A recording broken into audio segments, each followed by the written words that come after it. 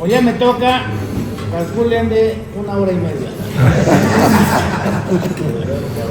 Bien, fíjense que la verdad es que no estoy acostumbrado. Cuando mi general Cardona, que siempre me reclama, ¿dónde andabas, Eduardo? ¿Por qué no empezamos nuestra amistad hace 50 años? Pues así es la vida. Venimos del mismo origen, Lucio, Raúl. Nuestro pueblo es pequeño, nos conocemos. Mi madrina Luz, Marianita, que fue donde nací, está mi ombligo. Mi mamá no quiso que fuera cualquiera, me fue a registrar a Iguala. También Arturo igual, o sea que también su acta parece como igualteco. Cuando él nació en Cocoyula, pero así era la historia. Y yo dije, bueno, ¿de qué voy a hablar? Primero digo, bueno, mi general insiste en festejarme y yo no me sentía a gusto. Todavía le confesé a Manuel Salgado ayer que me sentía incómodo. ¿De qué me van a festejar? ¿De mis arbitrariedades? ¿De lo mal que a veces me porto con mi esposa, a la que le ofrezco disculpas, porque siempre recargo en ella mis malos humores? ¿De mis hijos, que también me padecen? ¿De qué me van a festejar? No me siento digno de un festejo. Pero en fin, tampoco hay que hacerse del hogar. ¿A quién no le gusta la caricia? ¿A quién no le gusta el amor? Y aquí es lo que yo he encontrado, el amor. Cada uno de los que han hablado, empezando por mi familia. No pude haber escogido en la vida mejor esposa que la que tengo. No, simplemente era imposible. Y aquí está siempre a mi lado mis hijos. Tengo 11 hijos, ahora me acompañan muy grata Clarita, la mayor de mis hijas, que tengo con Elba. No se diga Susanita, que gracias a un accidente muy grato que sucedió, ella salía ayer a sus estudios a Madrid y perdió el pasaporte. Llegó al aeropuerto y pues no le quisieron subir. Oiga, es que no. Y eso retrasó su vuelo 24 horas. Y qué bueno para que esté aquí conmigo, porque pienso que ya no va a regresar a este país. Y haría bien. Muchas circunstancias conflictivas.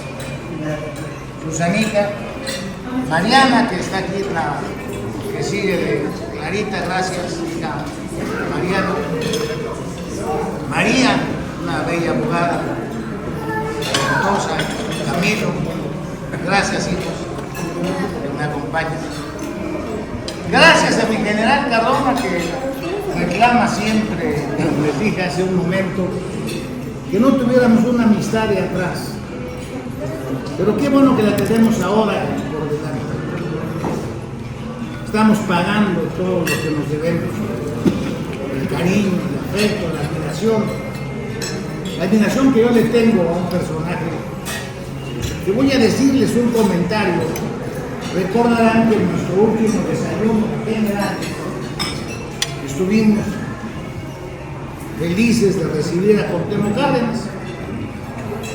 Y le dije, voy a desayunar, constantemente nos reunimos, la oficina está a media cuadra. Y me preguntó, dice, oye, ¿con quién vas a desayunar tal día? Con unos amigos. ¿Me puedo sumar? Sí, hombre, claro, no tiene nada que hacer como yo. Cuauhtémoc como yo coincidimos. En la mañana no hacemos nada, pero en las tardes descansamos. Y en esa dimensión pues con gusto asistió y estaba impactado. Oigan la palabra, impactado. Y sus palabras fueron textuales. Nunca había estado con tantos generales. Le digo, y la mayor parte somos divisionarios, le digo. O sea que aquello fue en verdad grato para él. Dice, sígueme invitando. Le digo, bueno, lo vamos a hacer. Con gusto estará siempre invitado, pues porque es un gran mexicano, una admiración profunda que le guardo a una persona que es como hermano mío, y que al final, bueno, pues siento con toda la honestidad que tiene mucho que darle todavía a este país. Pero yo vuelvo al tema. ¿Qué voy a hablar? ¿Qué digo? ¿Cómo agradezco? Y empecé a revolotear ideas. ¿De dónde empiezo? ¿Qué es lo que les agradará escuchar? ¿Cuáles serán los puntos a tocar en un acto inesperado para mí? Inesperado. No es el primer homenaje. Yo le debo muchos homenajes, pero muchos a mi gobernador preferido. Yo conozco la historia de Guerrero política, desde el general Baltasar Leiva Mancilla. Tuve amistad personal con Alejandro Gómez Maganda. Traté, después de ser gobernador, a Raúl Caballero Aguirre. Y siempre me ha gustado tratarlos después del poder, como decía sabiamente Héctor, después de, no antes ni durante, después de que han sido personas de poder. Y si vieran cómo se aprende de ellos, si vieran cuánto le deja a uno la experiencia de estos personajes que ya han vivido. Con Alejandro Gómez Maganda en su casa aquí en Las Lomas, en Montes Alburnias, platicando ahí con mi exgobernador, quien hizo de la palabra una belleza, un orador de polémicas. En general, dice mi esposa, y dice bien, no hay guerrerense que hable mal. Creo que se nos da. Porque hablamos con el corazón. Porque sentimos lo que decimos. No solamente son palabrerías huecas. Y deleitarse con esos personajes que han estado en el poder y que ya pocos los frecuentan. ¿Para qué? Si ya no tiene futuro. Mis paisanos guerrerenses somos muy dados a acercarnos al poder. Y cotidianamente me decían, paisano, ¿dónde andas? No, pues que trabajo en el Departamento de Asuntos Agrarios. Ahí te caigo, pues. Paisano, ¿dónde andas? En la Secretaría de Educación Pública. Ahí te caigo, paisano. Paisano, ¿dónde andas? No, pues estoy vacante. Bueno, ahí nos vemos pronto, paisano. El interés tiene pies. Hay que aceptarlo con humildad. Pues cuando uno ya no tiene nada que ofrecer, como es mi caso, cuando uno ya no tiene más que a veces amarguras, decepciones, traiciones, algo que sufrimos cotidianamente todos. Mi querido Héctor me ayuda a un proceso gubernamental. A él se debe el cambio en Guerrero para una nueva alternativa. Porque la finqué personalmente. Me ilusioné con un nuevo proceso que él entregaría al término de su mandato. La categoría de un estadista no está en dejar sucesor. Eso es vulgar, eso es nepotismo. La categoría de un estadista es dejar lo que corresponde. Y esto así lo entendí. Y aquí, habiendo gran cantidad de guerrerenses, le reconozco esa categoría a Héctor. No buscó un sucesor que para él pudo haber sido fácil.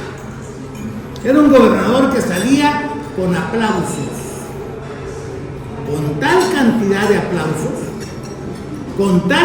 de aplausos, que Olga Sánchez Cordero, una exalumna mía, me dijo a mí, sin ningún límite en su expresión, es el mejor gobernador del país. Dicho por Olga, y creo que además públicamente lo expresó.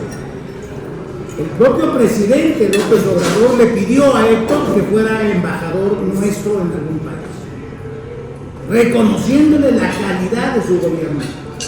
Pero él no buscó dejar sucesor. Hubo quien de su partido le exigía una definición, pero él pensó más en Guerrero. Y me apoyó en una aventura política que al final fracasó, que fue peor de lo que ha habido en nuestra entidad. La vulgaridad, el nepotismo, la criminalidad, la corrupción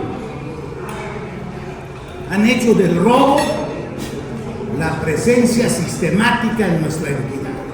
Está destrozada nuestra entidad.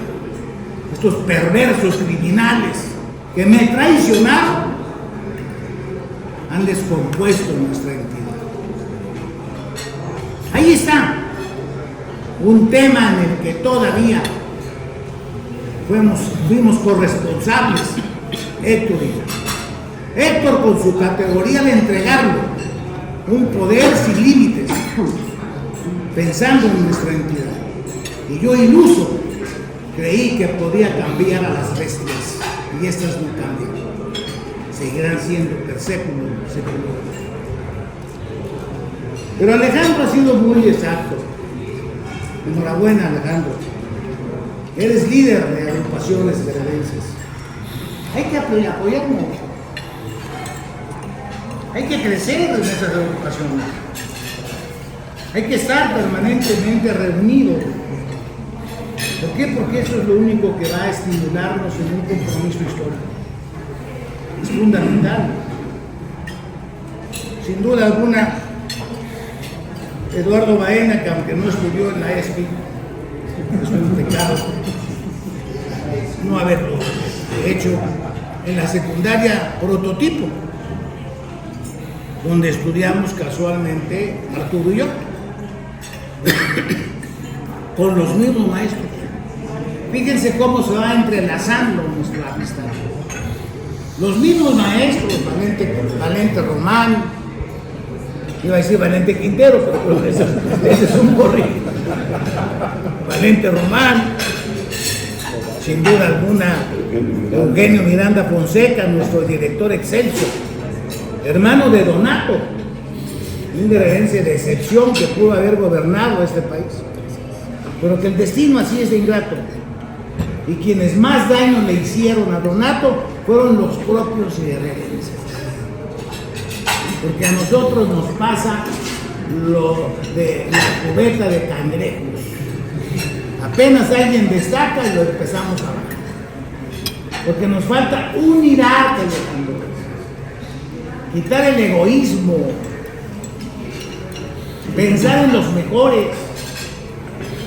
Guerrero tiene excelsos personajes de categoría, brillantes profesionistas en todas las áreas.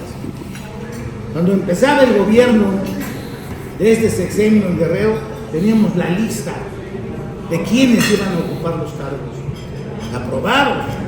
Flavio Galván, el mejor conocedor del derecho electoral en México, un profesor destacado. Bueno, había convencido hasta José Narro que si ser guerrerense lo iba a ser igualteco. Teníamos ya una categoría, pero empezó la vulgaridad.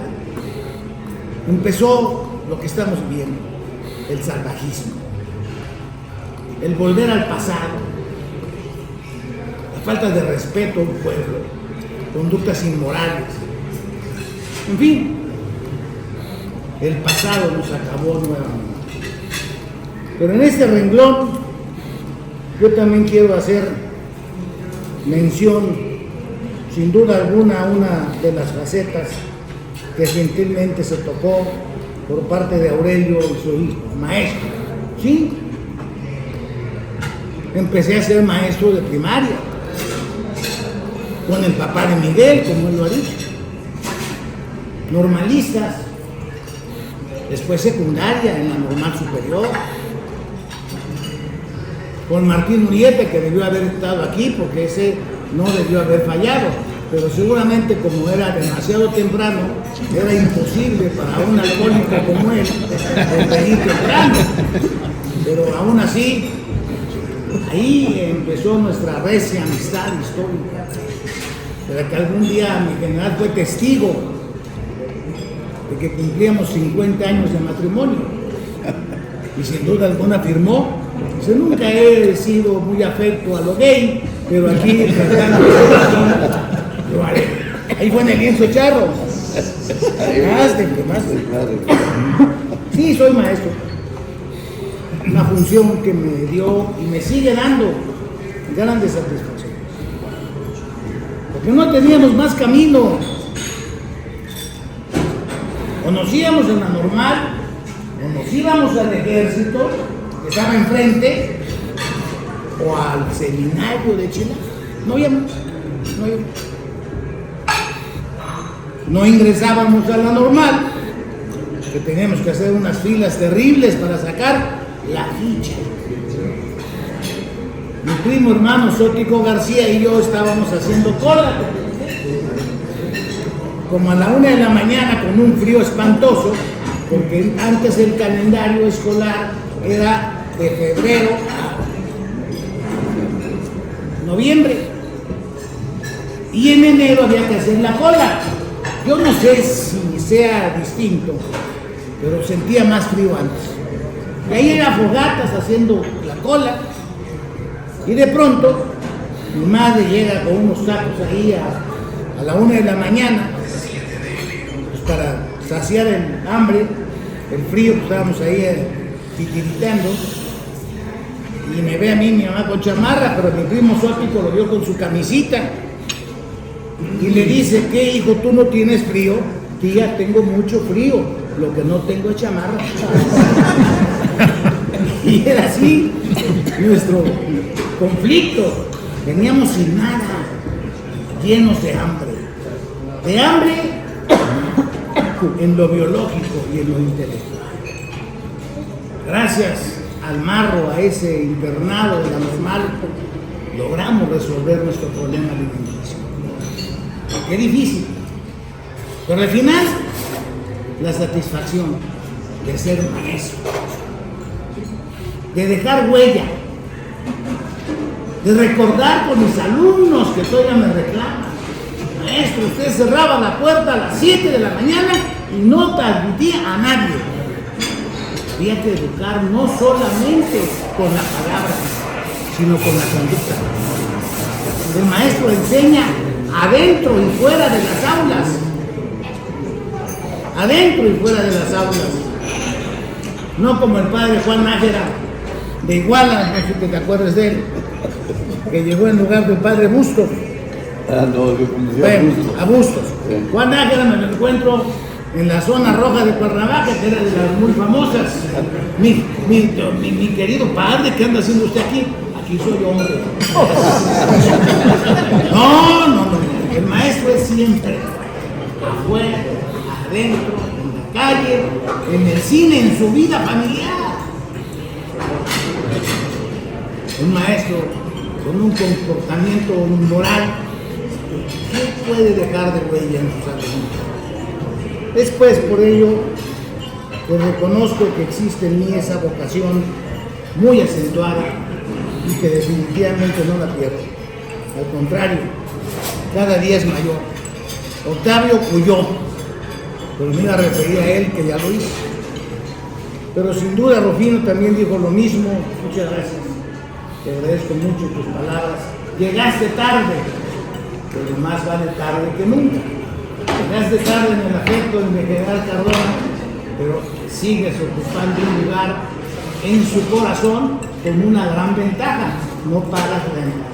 Por lo tanto, es un privilegio para ti el estar cerca de mi general, que vale en verdad, es maravilloso. Ser amigo de Arturo es ser amigo de un personaje fuera de serie. Une, invita, ayuda.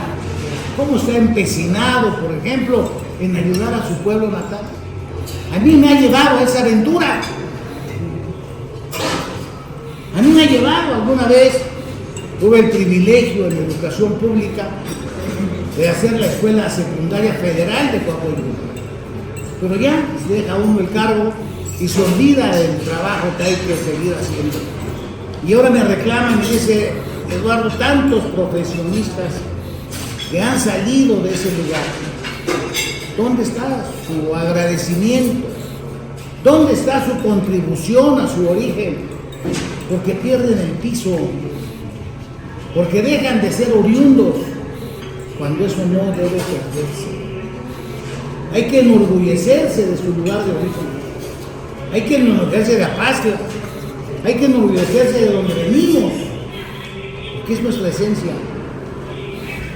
Jamás olvidarnos de nuestro origen, de lo que fuimos, de lo que nos sentimos orgullosos. Todavía recuerdo esas infancias en Coahuila, cuando iba con mis amiguitos a buscar bueyes para las yuntas a las 5 o 6 de la mañana y comer manchas verdes, que nos hacían un daño terrible, pero éramos dragones.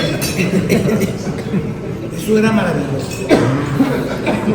Recordar la pila todavía es un lugar que de ensueño para mí.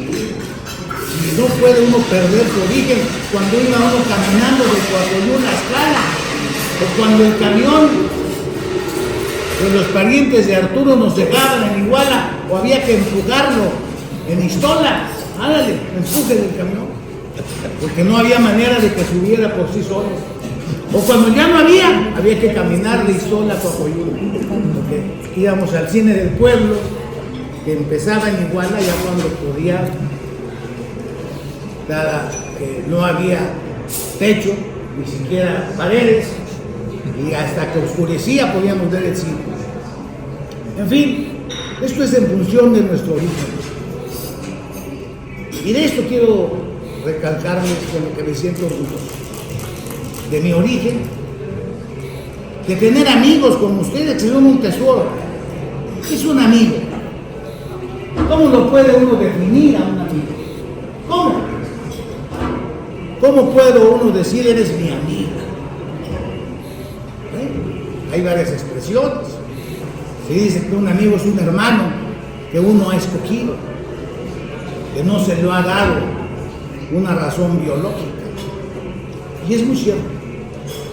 Pero hay un poeta que me parece más atinado para definir qué es un amigo. Atahualpa Yupanqui. ¿Qué es un amigo para él? Uno mismo en otra piel. Y eso es lo que yo siento por cada uno de ustedes, que hoy al conjuro de la amistad, sin que yo tenga nada que ofrecerles, no tengo futuro, tengo pasado. Pero bien decía Héctor, y me quedo con esa expresión: cuando no se tiene nada que ofrecer, escasean los afectos. No hay razón de buscarlo, y menos ir a un desayuno. Voy a perder el tiempo y a la plaza me lo cobran porque no lo va a querer pagar Aurelio, que es el rico del lugar. Bueno, esto va en función directa de algo que deben ustedes apreciar. ¿Han conocido un notario pobre? ¿Han conocido un notario sin dinero? Bueno, pues ahí está Aurelio. Y su hijo que ya va para allá también, pues entonces, dos notarios. Hasta es más, los ofenderíamos si pretendiéramos pagar. Se sentirían lastimados en su honor. Gracias, pues, con esa definición, Tatahuel. ¿Qué siento por ustedes de un hombre que, como yo, ya no tiene nada que ofrecer? Nada. Y no estoy acabado, al contrario, me siento estimulado, pero ya no puedo ofrecer. Ya puedo hablar de mi historia, ya puedo hablar de mi pasado, ya puedo hablar de mis amistades. Algunas las mencioné, pero otras más para mí fueron altamente satisfactorias. Haber conocido a Emilio Portesino, un abogado tamaulipeco que gobernó este país, haberlo tratado, haber aprendido de él sus enseñanzas, de conocer por qué se funda la Escuela Libre de Derecho para quitarle a lo que es la Facultad de Derecho un organismo auténticamente antidemocrático. Imagínense si no tengo una lucha justificada. Tengo pleitos en la UNAM, de siempre. Soy guerrero. Me gusta pelear y mi esposa me dice, cuando no tienes con quién pelear, te ves al espejo y te peleas contigo mismo. Y le acepto su crítica. Me gusta el pleito, me gusta el conflicto, pero díganme si no tengo razón. Ahora vivimos una época distinta, donde hay un sufragio, mal encausado, pero existe. Ahí está, un sufragio, una forma de votar, de elegir. Y díganme cuando dicen que la UNAM, mi casa de estudios, la que me ha dado todo, pero que tengo que ser crítico con valor, sin miedo, sin miedo. Díganme si puede ser una institución digna de aplauso cuando la democracia se enseña, pero no se practica. ¿Quién elige al rector? Un grupito, una élite. Se reúnen 15 cuates. ¿Quién va a ser el rector? Te toca a ti, manito, ahora te toca a ti. Y los directores, pues mi sobrino, mi tío, etc. Un nepotismo impactante. Contra eso lucho. Y claro, molesto, incomodo, me descalifican, me sacan tarjeta roja. Pero qué bonito es tener todavía anhelos. Qué bonito es tener todavía objetivos en la vida. Pobre de aquel que ya dice, no, pues ya para qué. ¿Ya para qué?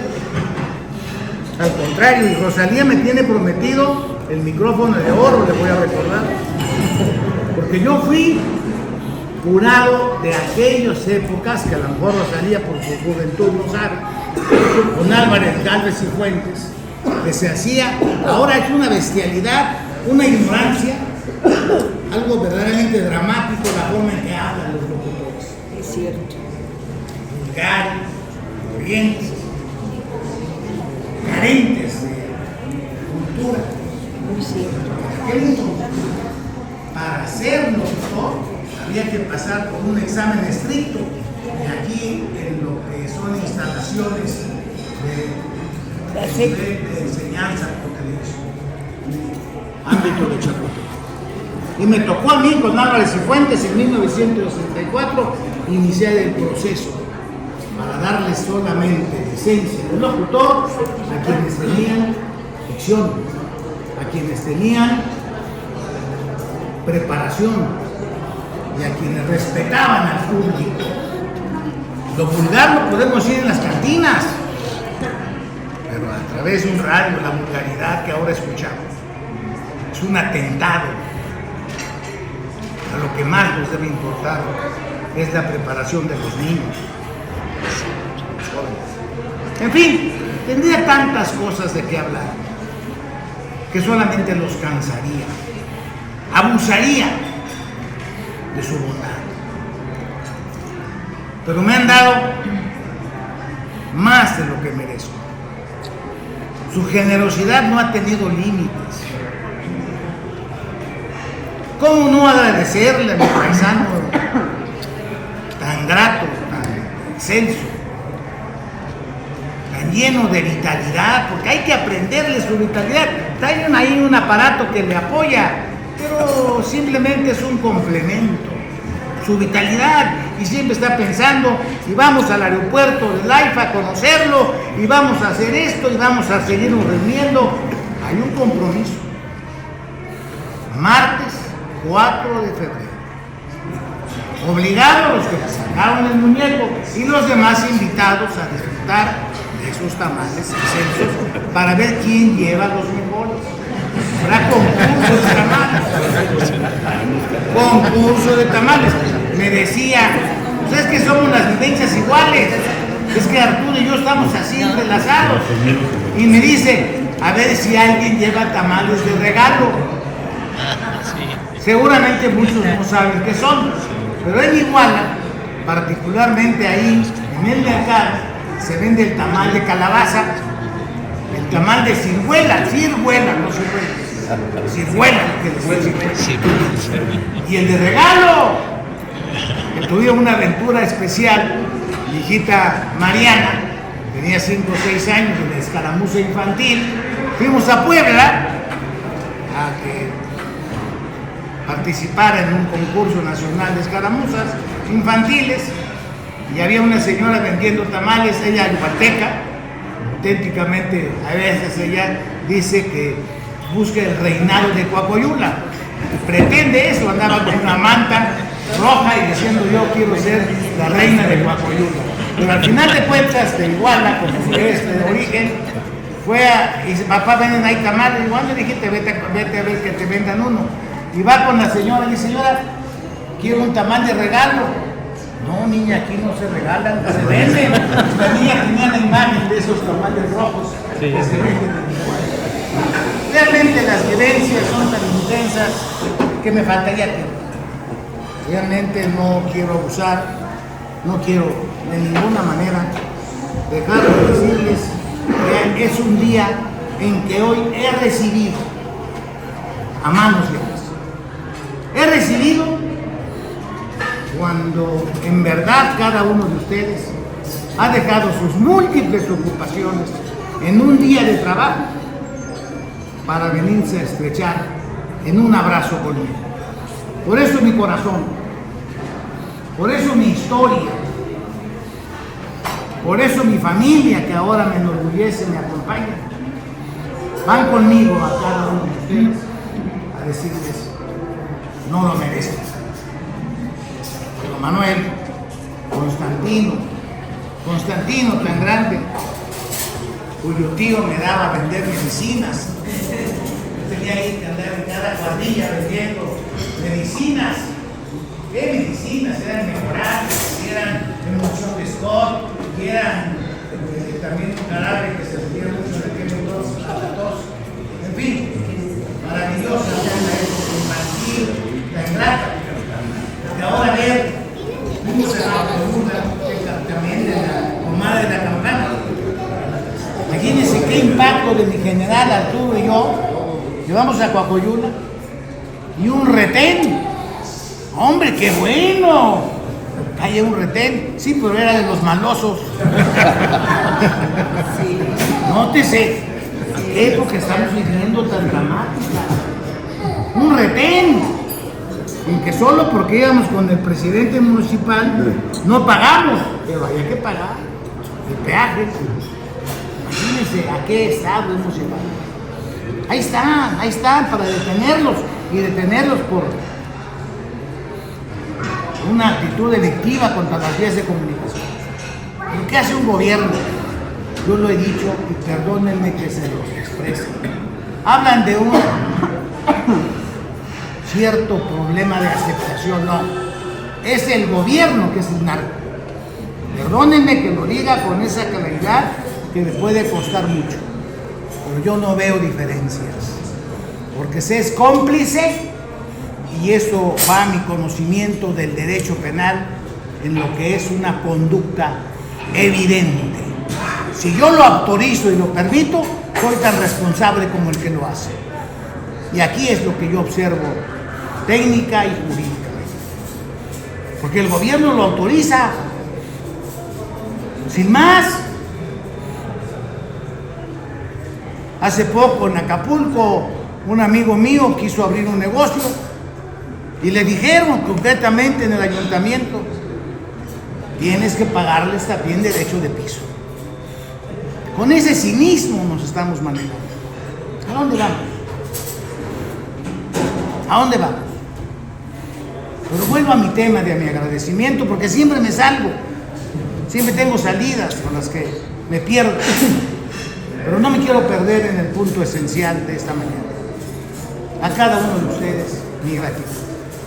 Una gratitud que va inmersa en un libro cuya historia platico de cómo ha sido mi lucha en la universidad, en mi casa, la que me ha dado todo. De pronto, los personajes siniestros a los que ahora les rinden homenaje, Carpizo y esa bola de farsantes, inventaron cuotas para los alumnos, cuotas. Y me junto con un grupo de muchachos, el único profesor, el único, para luchar contra esa infamia. Ahí me apoyaban muchos muchachos, Mosh y todos ellos, que los metieron a la cárcel, tuve que ser su abogado para sacarlos. Un año la vuelta.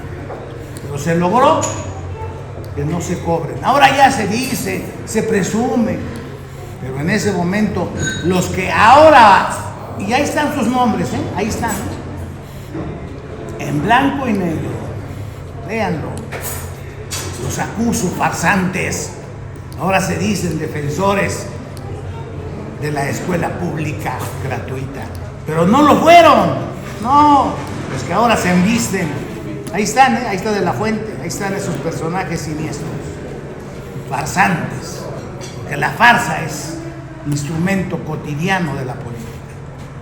Pero como ven, me pierdo.